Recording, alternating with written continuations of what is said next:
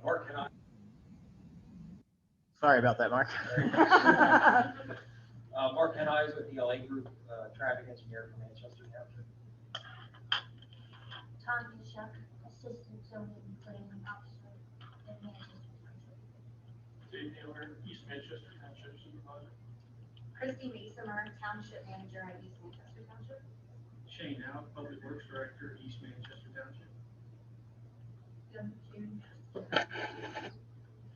Rod Branstetter, Vice Chairman of Manchester Township. Tim James, Township Manager, Manchester Township. David Auditor, Zoning Officer, Manchester Township. Wade Witt, Manchester Borough. Council. Mike Bawes, Manchester Township Planning Commission. Good evening. We're doing introductions and you just walk in. 1, 2.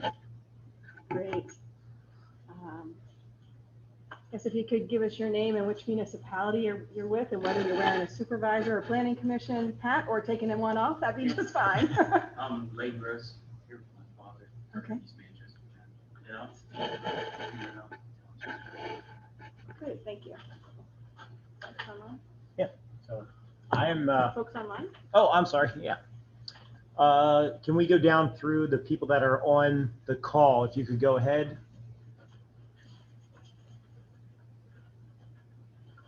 This is Felicia Dell with the York County Planning Commission. Good evening. I'm Roy Livergood. I'm with the York County Planning Commission. John Inch, Manchester Township Board of Supervisors. I am Shanna Housen from Conewaga Township. And Jay Scott is also on the line as well. He's one of the, he's a member of the consulting team helping with the public relations side. So I'm going to turn the rest of the presentation over at this point in time to Michelle to walk us through the information for tonight. Michelle. All right, and how are we going to make this PowerPoint go? Do you want to? Is the keyboard, if I just want to go down? That's fine. That's fine.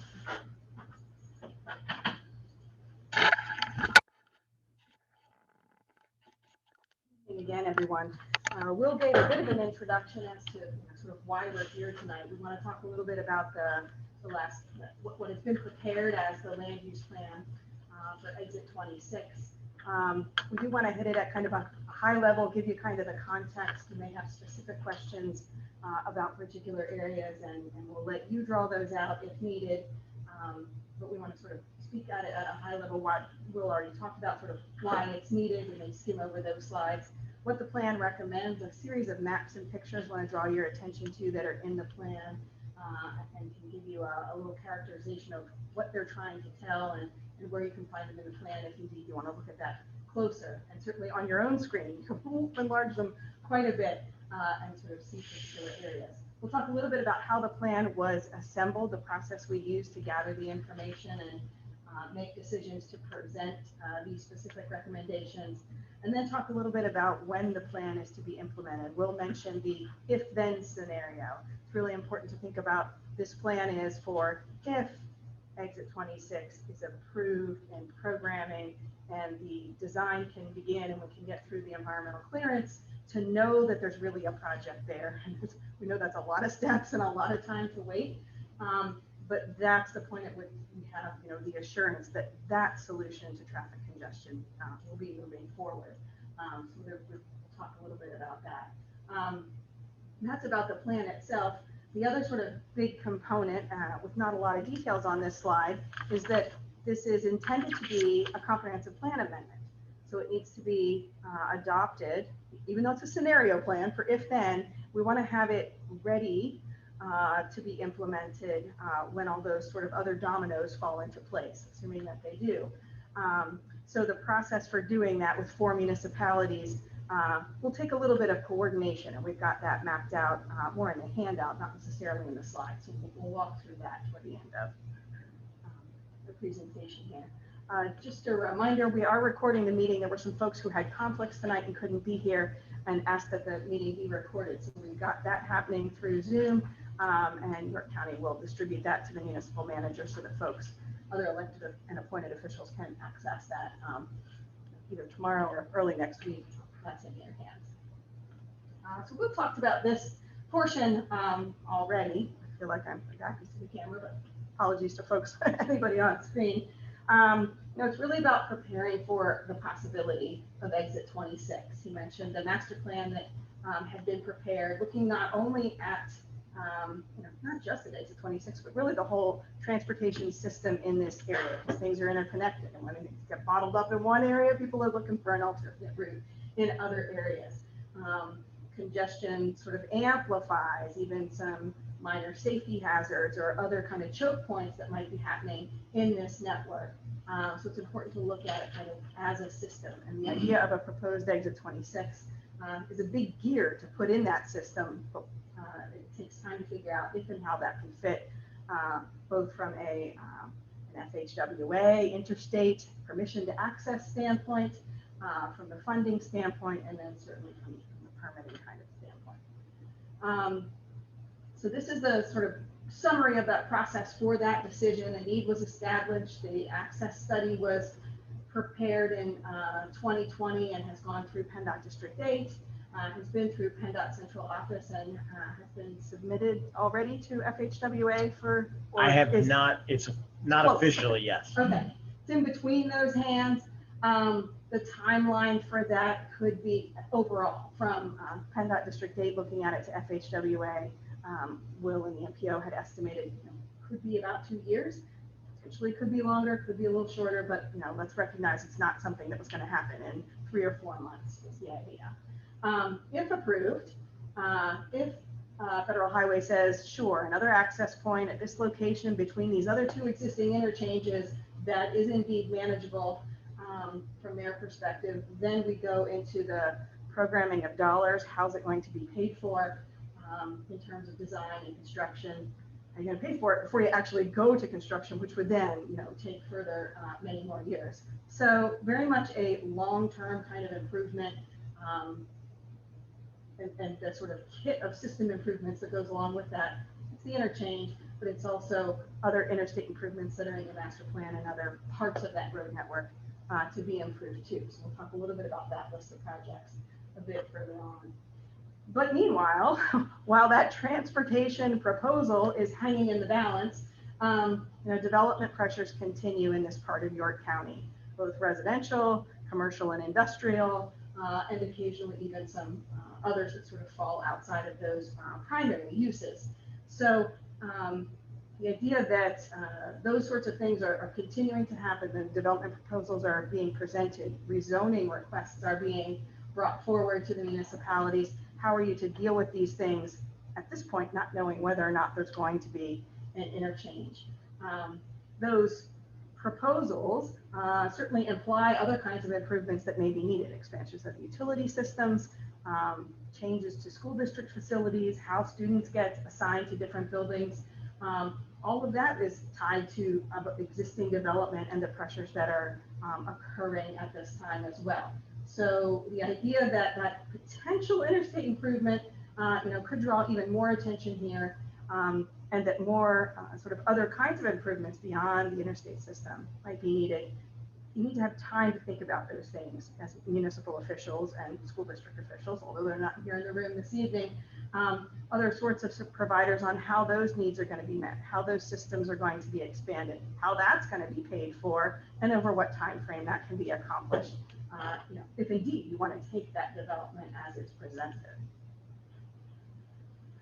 So that's all the background to this land use study, very much about sort of deciding what should that ultimate land use pattern look like if we have an exit 26 interchange. How would we reshape our zoning to allow the development that we want if the exit 26 indeed comes to fruition? So the 4 municipalities agreed to work together, funded by PennDOT for this study.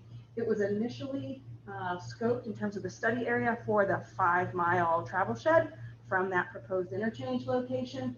Conewago Township asked that it be extended excuse me, a little further west to Bull Road, so it's not quite even, but it does capture all the way west to that border in term and more of the Canal Road corridor along there. road. So each of the maps that we'll share tonight, show this footprint and then show data within that kind of, within that pattern. So what does this plan recommend? It recommends a future land use pattern and some associated kinds of infrastructure, utility, and service kinds of improvements. There's a series of maps here that I'm going to share with you. I've got the title actually in 2 places and the figure number here on the left in case you want to make note of that in terms of where you can find it in the plan. So this is the future land use plan that we've settled on. I thought we'd start at, here's the big picture recommendation. This is the keystone of this land use plan. What does this pattern look like?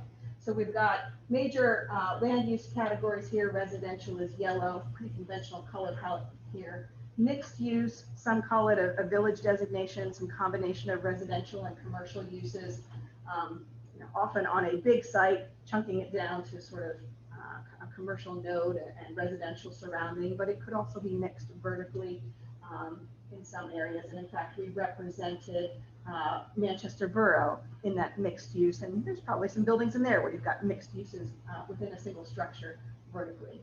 The red areas are a commercial designation, primarily commercial retail, some commercial office as well in there. The purple is industrial, and then the tan color is agricultural and natural resource. So that's the future condition. And I also want to say that we were looking at and thinking about that approval process for approval timeline for the interchange, 12, 15 years, as well as the sort of life cycle for the interchange itself. PennDOT would certainly like that facility to exist without need for improvement, in the first couple years of its existence, tagging 20 years onto that in terms of a cycle and the major improvement, we were looking out to 2050. So I recognize it's hard to think that far in the future. We didn't see the pandemic coming, right? And that sort of snapped us right up. It is indeed hard to look long term. Some of the land use represented in this pattern is already there. Some of it may be on your planning commission, considerations right now. Some of it has perhaps been approved and starting to move to construction. And other would be forecast as a preferred future land use kind of condition. I'm stuck. Can you give me a hand? I might have. Try now. Okay, so here's our existing land use condition. We acquired data from York County for parcel level data for existing land use from April 2020. Here we are in August of 2021, so we're a little, certainly a little bit beyond that, perhaps in bits and pieces. But we do certainly see that there's a lot more today in an agricultural and natural resource use condition than what we see in the future land use map. But we also, through some of the outreach that we conducted, know that there are people who are anticipating development, already hearing from developers in terms of interest in acquiring their property and bringing forth development proposals. I wanted to share that map with you. Another item that we looked at, this is actually way in the back of the plan in one of the appendices. This was our assumed baseline for the future land use and the alternatives that we looked at. So we took the existing land use, I'll back up, and we added to that other things that we knew were coming along. So for example, Freedom Square, Conewago Township, there's a residential development here just west of Susquehanna Trail, Wellborn Reserve, is that the correct name? And then several industrial developments that were somehow in a forward motion represented sort of more to the east of the 83 corridor. So those things that were already sort of moving, not necessarily approved yet, but seem to be moving in that request direction, and we had some confidence that they were likely to be approved. We represented all of that as a baseline for our future land use, and then created a couple of different scenarios. You may in fact have participated in one of our surveys that asked about those, to say, what should the future land use pattern be? How much more of any particular use, and where should those particular uses be located? So that is in our alternative section and in the very back in one of our appendices. Back to our future land use, kind of refocus on this is what the plan recommends. wanted to sort of compare that to the composite zoning data that we had for the municipalities. And these zoning maps prepared, not with the expectation of exit 26, very much based on existing transportation network conditions. And then if I go one more back to the future land use, I'll put back one more time to the zoning. You can see that there are indeed some changes. There was a great focus on what we called the ice cream cone.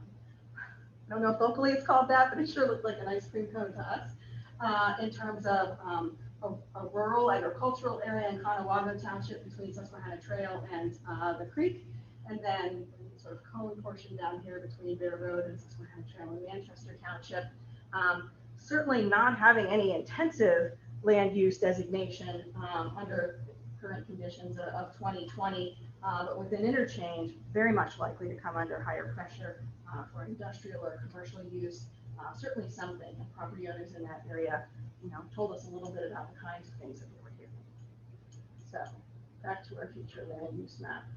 One other item that I will call out, Conewago Township, I think in the current zoning, the residential neighborhood right there is part of the village district, but in talking with Terry, and I don't know if you were liaisoning with other folks saying, those residences are not likely to come into any sort of real mixed use condition. So we pulled them back into simply residential. So that was, I think, a distinction worth kind of calling out. If indeed this future land use map is adopted, it'll need to be reconciled with York County's growth management plan and the growth areas that it designates and the rural areas that it shows on balance. Those growth areas are the areas where development is expected and expected to be served with some level of utility infrastructure, water, sewer, and those sorts of things. So the boundaries today, I should have told you to put on seatbelts, right? Going back and forth here, but it's so visual, I think it's easy to see.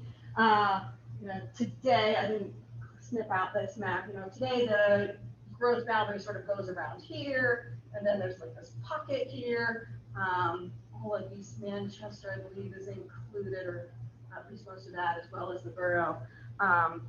So the idea of residential uses extending and expanding along the Canal Road corridor, as we see there, and more intensive development in the cone in Manchester Township suggests that those the growth boundary will in fact expand and envelop all of the ice cream cone. There won't be that sort of donut hole in the middle any longer. And in fact, it'll push out along the Canal Road corridor. Here, this would be adjusted from in here to out this way. And this area would remain as kind of a rural designation. No expectation for water, sewer, utilities out there at 2050. Maybe later than that, but it's even harder for us to sort of project along that. A couple of other comparisons that we wanted to show. Folks were interested in, how does the future land use interface with agricultural security areas? The public was certainly interested in open space. Agriculture is close to the heart condition, even if they're not a farmer. So how do those kinds of things interact? We had, again, mapping GIS data from York County in terms of what parcels are included in the agricultural security areas in each municipality. Those are shown in the sort of hatched areas. And those parcels would need to be sort of disenrolled from those programs if the property owner or the developer brought that property forward for development. There's no tax implication to ASAs.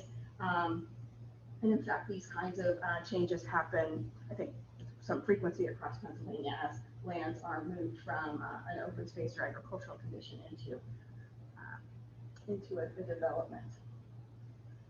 The other sort of program we wanted to, or lens we wanted to look at with future land use was clean and green. And here there are tax implications because properties that are enrolled in clean and green are getting some tax benefit reduction for not being in an intensively developed condition. So here we have a green overlay pattern to show which properties are shown for future land use in our map and would need to be disenrolled from that program, and there would be back taxes owed if those lands came forward to development. Yeah. if these property owners wish to continue to keep their property in, agricultural use or some sort of resource-based use that isn't residential, commercial, or industrial, they can remain in that clean and green program. Future land use is not mandating what will happen in the future. It's suggesting what is the most intensive that would be allowed or permitted by the municipality. Roadway improvements. These are improvements that are listed in a table, figure 11, not that we generated, but that come from the master plan and discussion with the implementation steering committee, and things that are kind of in view on the radar for the MPO. Will asked us to include that as the kinds of things that have already been identified as needs in terms of roadway improvement and would help to then support future development, additional traffic generation, or at least solve issues today, knowing at a future point in time that there is an exit 26 and what the land use pattern would be, then in fact some of the design for these kinds of improvements might be a little bigger, a little smaller, a little different. But you would need to know whether or not exit 26 is coming in order to sort of scale these in terms of size, footprint, and then cost as well.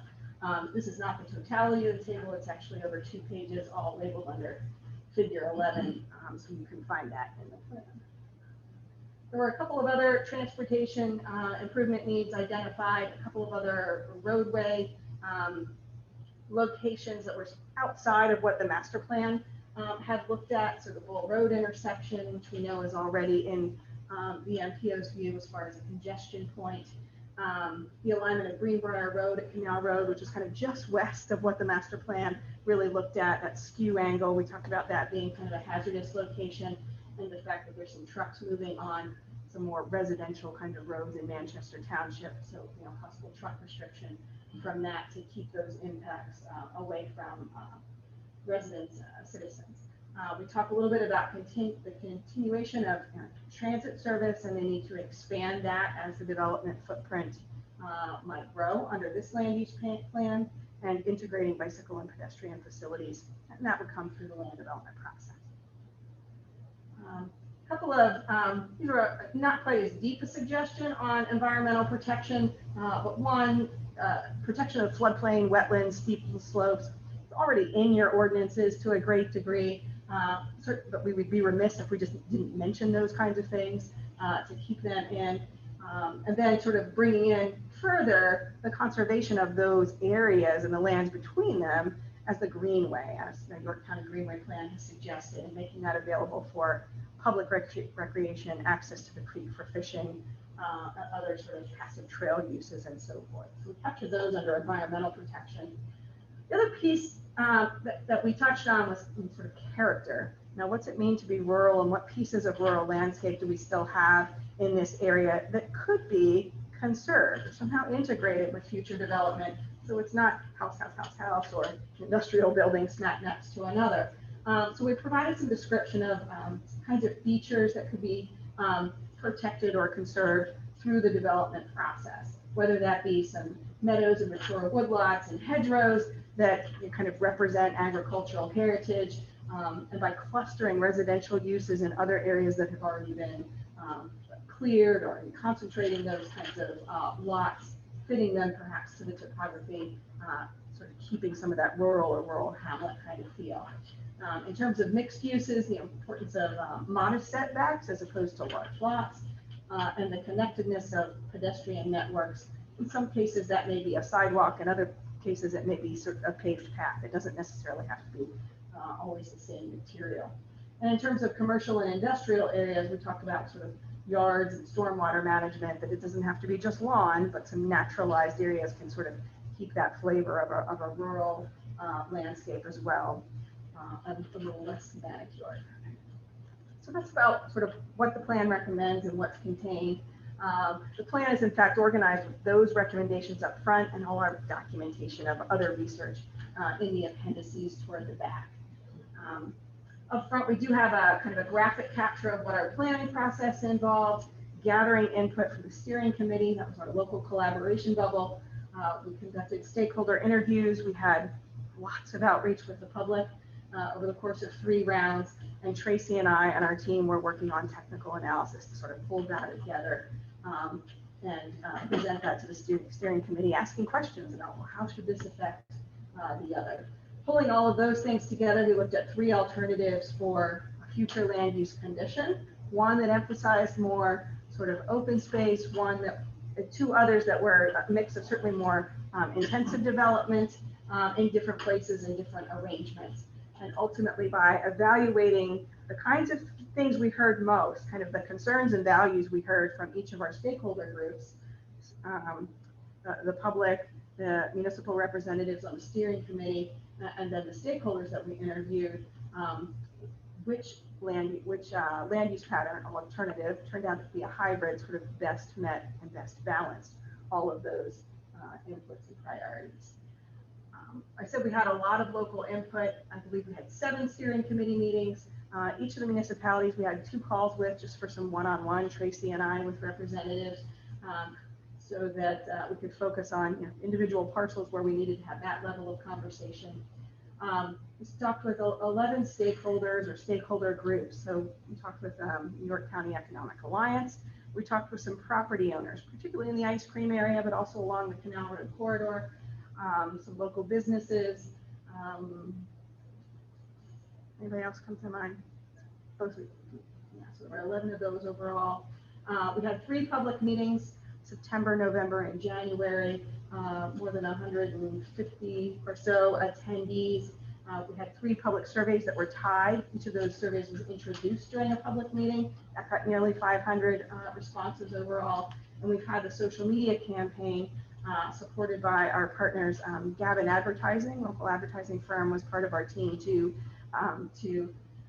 create posts that the York County Planning Commission was able to program so that folks could see and follow what was going on. And if you didn't write it down in your calendar when that public meeting was, there were at least 3 or 4 reminders that that was coming up and how you could join. And we saw folks commenting and sharing from that social media stuff. I mentioned balancing perspectives and priorities. So there's a table, more than one table in the plan that talks about these 3 stakeholder groups at the top: public, stakeholders, sorry to use that term again, and that sort of municipal perspective, and where were they sort of, what were they most concerned about, and not necessarily most in favor of, but in many cases it was, but certainly concerned and attentive to the demands of industry or housing or open space. How did that sort of fall across those groups? Who was, really looking at the benefits of maybe some more development might get us some better local road connections. So we're not reliant on a single canal road corridor, but maybe there is, a parallel or an alternative road to move through and not get stuck in cul-de-sacs. Local jobs, interest in service retail, some local conveniences in this area more than what's present today.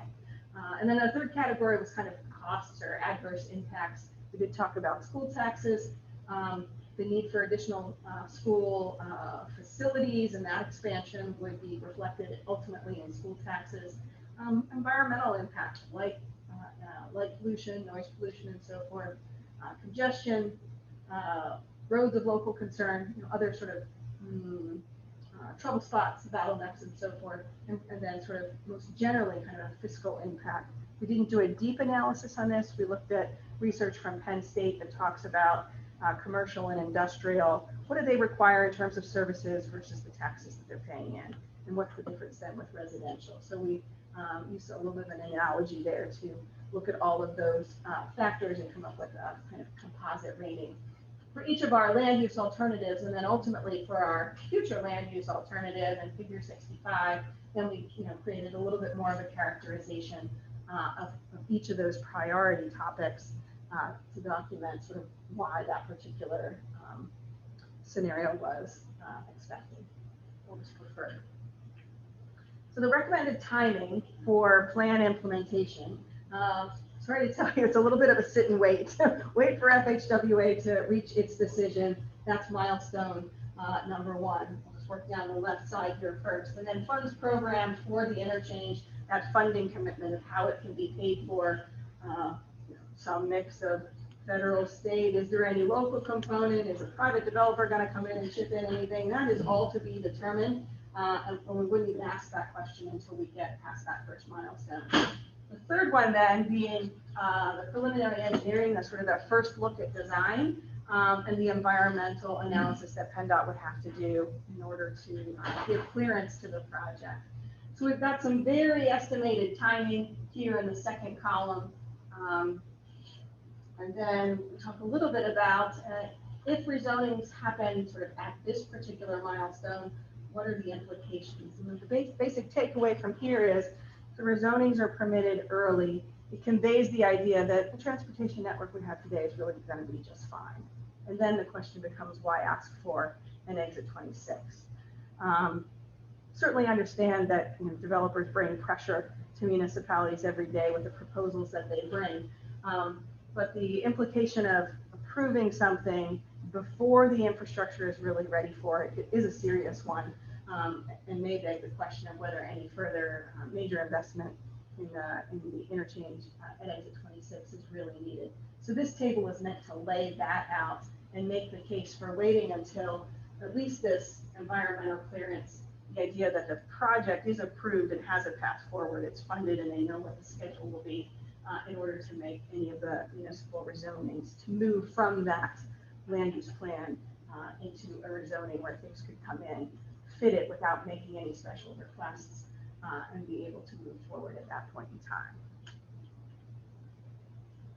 So that's all part one of the presentation. It may be appropriate to kind of see if there's any questions at this point, and then we'll go into maybe a little bit of the formality of review and adoption. So I'm happy to open it up here and see if there's any particular questions you have or any discussion you'd like to have. And if not, I'll move on. But I at least want to give you an opportunity while you may have some fresh thoughts.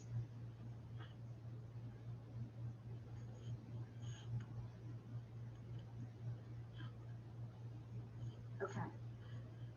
So the recommendation of the land use, that's not continued. Some municipalities may move their zoning anyway, even if exit 26 is, not in play or delayed or what have you.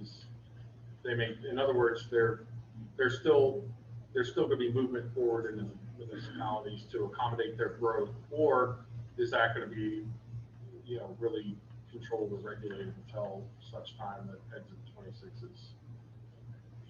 So what I would say is there's existing zoning in place today.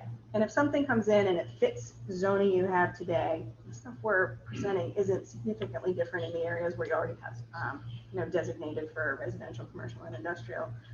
I think that's okay, because those are sort of already expected. And to tell somebody that to hold off, I think would be hard to defend. But the idea of taking areas that haven't been zoned for intensive development and saying, yeah, let's rezone that now, when you already got capacity over here and other stuff could come in that you might want to, yeah, that fits, no reason to hold it back. There's areas that aren't zoned for intensive development. The longer you can hold that off, I think the better you will be in terms of the impacts you'll face from that in that decision time frame of whether exit 26 is going to be here or not.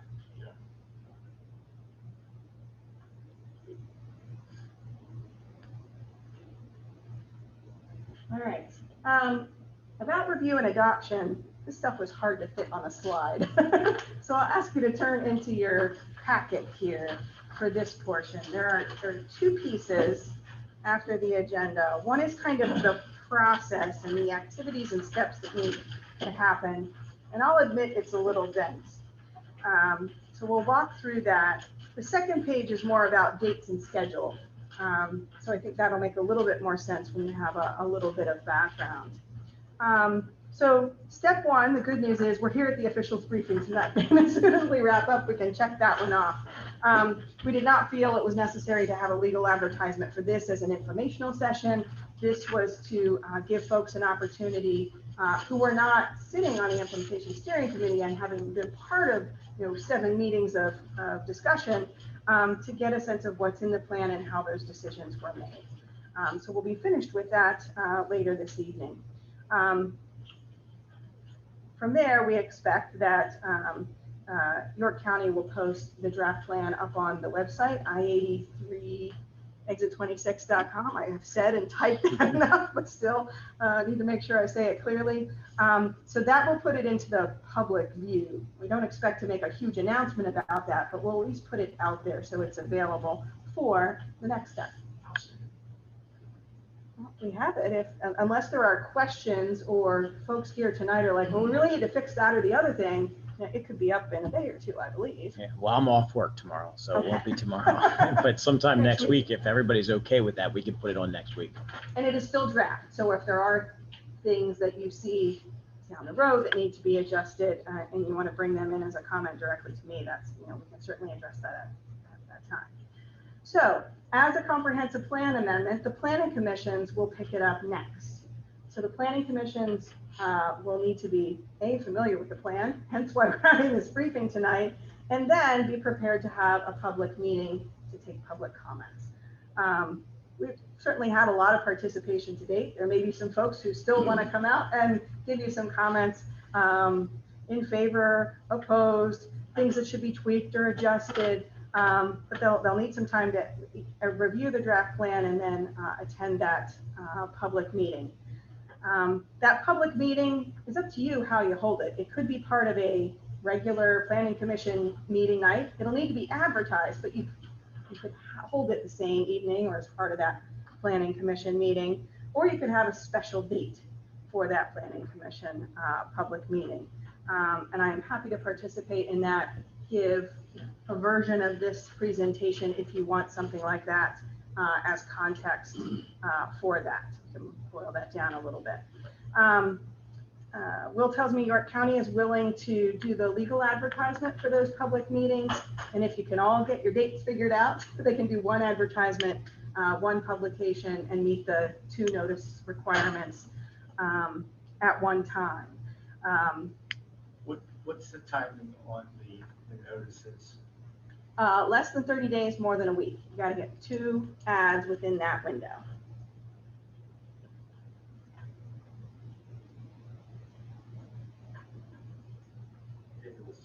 Will an existing schedule be regular planning commission that still be in that advertisement? Yeah.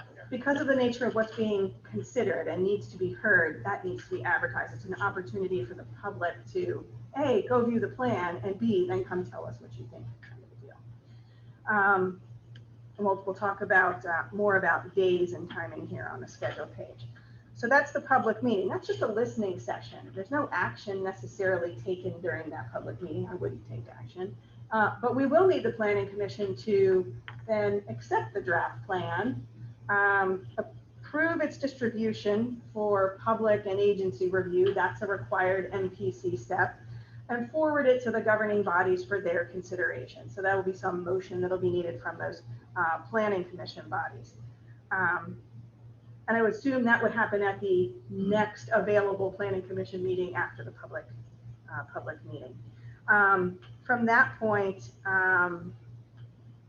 once all 4 of those acceptances are in, I'll handle the distribution to the school districts and adjacent municipalities, even though most of the changes we're talking about are really pretty internal to the study area. And they'll be directed to send comments to me as a centralized log of comments, as opposed to each of you trying to handle those kinds of comments. That'll all come into me, and the website will say that clearly as well. East Manchester has agreed to be the submitter to York County, so that the 4 of you don't have to finagle that and all get it in at the same time. What would need to happen there on the right-hand column is Conewago, Manchester Township, and Manchester Borough. The Planning Commission would sign a letter that says we support the submission of this to York County, and make sure that Christy gets that at East Manchester, and she can package that in and send it in to York County for their review meeting October, November. It's on the other page. So then we have a 45-day public review period for those reviewers to be looking at things, for the public to be looking at things, sending in comments. The next item here is York County has agreed to help with preparing consistent whereas statements for your adopting resolution, so that they in fact look similar. You are welcome to tailor those a bit more as your boards and your solicitors see fit. But if we start from a kind of a common ground approach, that will demonstrate some unity in partnership in the land use plan. I'll keep track of the public, submitted public comments. And then if any of those I think are really warrant sort of discussion or, there's a point there, whether it was a typo or a technicality of some sort, I'll give you a disposition on that as a recommendation, whether there should be any update to the plan or not. At the close of that 45-day period, I will hand that log off back to each of the governing bodies so that you can see what comments did come in and whether any of them were, substantial in my view. You're of course welcome to look at them and make your own judgments. But I'll try and skim them and give you a sense of what really needs to be dealt with versus not. So as we get to the end, the municipal boards and councils would hold a public hearing. Public gets 2 shots at this formally. After all the public involvement we have already done, they still, as part of the review and adoption process, get a chance to talk to the planning commission and then a chance to talk to elected officials. So a public hearing would be needed. Again, it could be the same day as a scheduled meeting as long as it's advertised. It could be a special hearing date. And that hearing can occur in that 45-day window because there's no action being taken. Again, it's a listening session. But then the action would be needed later at a subsequent meeting to consider the comments and adopt the plan. If you feel the need for any specified contingencies, this has to be updated, the sentence needs to be corrected, that can all be defined in your meeting minutes and shared back with us. Assuming all of those adoptions happen, if any changes need to be made, then we'll update the final adopted plan and deliver that back to York County and each of your municipalities so that you have record of that. I didn't necessarily hit on all the check boxes here. The check boxes on the table are really sort of who needs to do what as opposed to what is happening in the process. So I tried to make that a little bit more clear by sort of calling those out and who is doing the what action kind of business. Any general questions on process? For those of you who have been through a comprehensive plan and been through this review and adoption process, maybe it's old hat. For others, it may be new. All right, the schedule then is the page with just the tiniest bit of color in a landscape format. The same steps are presented there down the left. And this schedule is sort of tentative, recommended. This would get us done by December. It is a little aggressive in a couple of areas, and if you feel that you want to push it out a little bit, I left space for kind of January and February there if needed. So again, we're having our briefing tonight. That's number 1. The final draft plan has a July date on it. We're having our briefing tonight. Public notice for, it should say for planning commission meetings. Sorry, I missed that. For PC meetings, we've got 2 weeks of advertisement is what's mentioned there on the far right-hand side. That would happen likely sometime in August. What I listed for the municipal public meetings are the dates that I saw on the calendar for August and September. Here's the kind of squishy part about it. Here we are at August 5th. If something went in the paper tomorrow, which it won't, even that would be really pushing to get to, I think, August 23rd. So, if Conawago is willing to do a special meeting as opposed to a regularly scheduled one, sometime earlier in September so that you can take your action at your September meeting, that would be ideal in my perspective. It isn't necessarily what I want, but I want to just sort of explain how I laid this out. And East Manchester Township and Manchester coming, just a day or two behind, it's kind of similar. Manchester Borough, I have as the next planning commission meeting is, this probably won't be on Labor Day. It'll probably be something later in that week was my guess. First Monday is September 6th. So presumed that would probably be shifted a little bit. Yeah. When I looked at the calendar a while ago, I hadn't seen a specific date. But that one is, I think there's time to get an advertisement in, and still whatever your rescheduled date would be, would probably be fine. So then those September dates for planning commission will be when we would want that action, so that everybody's through the process, through the planning commission by October 6th. That's when I believe, I think I have that date right, when Manchester Borough would have their planning commission would give its approval subsequent. Assuming that could be arranged, then the 45-day public review could run from the middle of October. It would end like right after Thanksgiving, so we just pushed it off to the next week in terms of, you know, folks who might be away for the long weekend, pushed it to the Tuesday after. That's more than 45 days. The York County Planning Commission meeting dates are in there for October and November. I would present there. Tracy might be able to back me up on that just if needed. I don't know if we need any municipal representation for that. It might be nice, but not required. So we can figure that out a little bit longer down the road. And then dates for public hearings potentially in November. Again, sort of working on your existing calendar, and adoptions in December. The tricky part is getting those first couple of planning commission would need to be a special meeting date in order to sort of hit these other targets. If you prefer not to do that, and we kind of bump everything off a month and go from there, and I can update this sheet.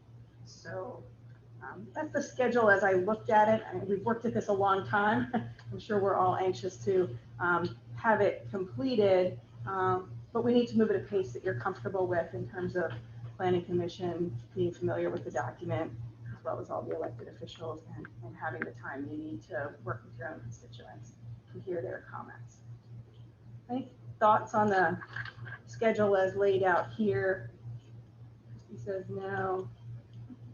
I mean, really, the first planning commission meeting is just to kind of present it, right? So I think we can do that fairly quickly. I mean, you could be advertised sometime next week and the following week, and then the planning commission is the week after that. Right. If you're willing to commit to those dates, you know, like tonight or Will's off tomorrow in terms of receiving that, so that they could get that advertisement in the paper, you know, early next week, yeah, you might be able to squeeze it in. And I mean, like I said, so you're not, it's a presentation and then there's a comment period before your next meeting, right? Well, the planning commission is holding some sort of, you know, a listening session. So yeah, you're considering it, you're looking at it, it's being presented, and those who have been in the know, you know, or we've talked about some light social media to carry through this review and an adoption process. You know, folks who are tracking it on there will know to go look for it on the website too. You're okay? Good for her. Okay. We'll have to verify. We have made the planning commission aware that great. they're planning on coming. So they're expecting August and September. Super, great. Appreciate giving them that heads up. Any other schedule concerns or questions? It's only one advertisement needed? 2, less than 30 days and more than a week. And I guess technically it could be Tuesday and Thursday of the same week, and you would meet the letter of the law. I believe they have to be 2 consecutive weeks. 2 consecutive weeks. Okay. So it could be Monday and then the following Monday. Okay. I'd certainly speak to the calls of Mr. Howe, when I get an opportunity to see the planning commission. We'll get back. Okay. And we can work with your preferences. You'll let Will and I know either way when you settle on those dates. I'll call Will and stay off. Yeah, leave them a nice long message. Well, I will say the one thing that we do want to probably do is if it doesn't work for one, we might push everybody, because then that would mess up that advertising schedule if we have to be within that window, because you guys are all so close, it works out. But if one's this, then we won't hit that 30 and 1 week notice thing. So I think we'll have to keep you all in that same schedule though. So you didn't do one advertisement or This 2 for right. Yeah. Yep. Okay. So if, let's say we do want to do the 23rd, but we will have to wait for you guys to coordinate with all to be able to confirm that the 23rd is really on, or should we push to the early part of September? Is there a sense from folks who are here that you know what you want to do by Monday or Tuesday of next week, like, or is that something that's going to take more days to sort of figure out? I think there's questions to ask, you know, answer probably by Monday next week. Okay. Yeah, because actually, looking at this, based on the 23rd, in order to get the 2 advertisements in, I don't think we could do it unless we did it on Monday. Okay. So I think it would probably be just better to actually just push to the end. Yeah. Yeah. Okay. Did you hear Push that, this Terry? all. Terry, I think we're just going to have to look at the 9/27 meeting for you guys. I don't think there's, Okay, that's the first meeting. yeah, Yeah. to get everybody to confirm that and then get it in the paper on, it would have to be in the paper on Monday. Okay. So to get the MPC requirements. So this says as of August 5th of tomorrow, when I get a chance to update it, I will recirculate it. To certainly everybody who replied to the meeting, I can, you know, have direct contact back to everybody, but we'll get a new set of dates on here so that we're looking at sort of September, October. So we're doing 9 and 10. Yeah. But still, great to have your planning commission expecting that it's coming and knowing that they'll have something to look at, and maybe have questions on. Michelle, Yes. on mine is I'll follow Labor Day. I would, instead of like pushing it back a whole 30 days, I would prefer like maybe following the next day, Tuesday or something within that week to kind of. Okay. I'll let you. Yeah, then all the dates would be in September.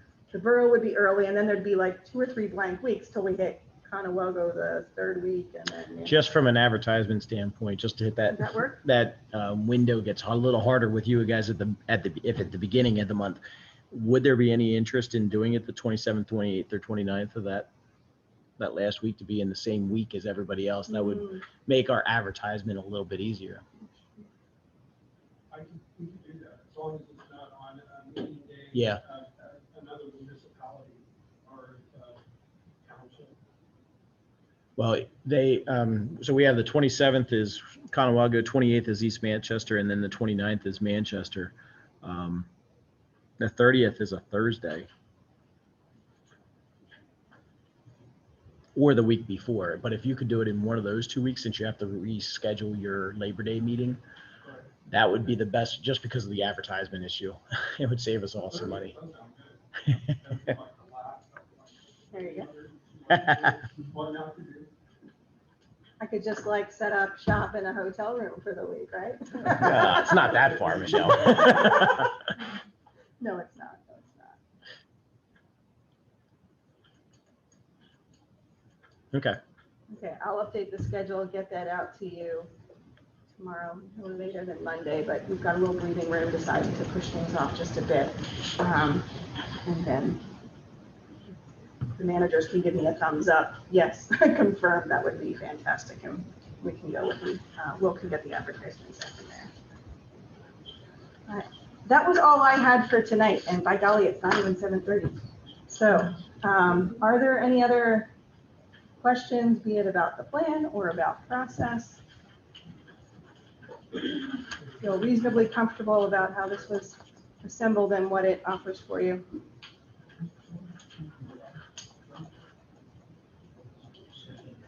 All right, well, your managers and your steering committee members have my email, my signature includes my phone number at the bottom of every message.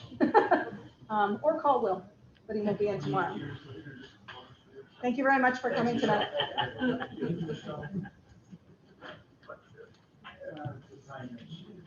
Oh.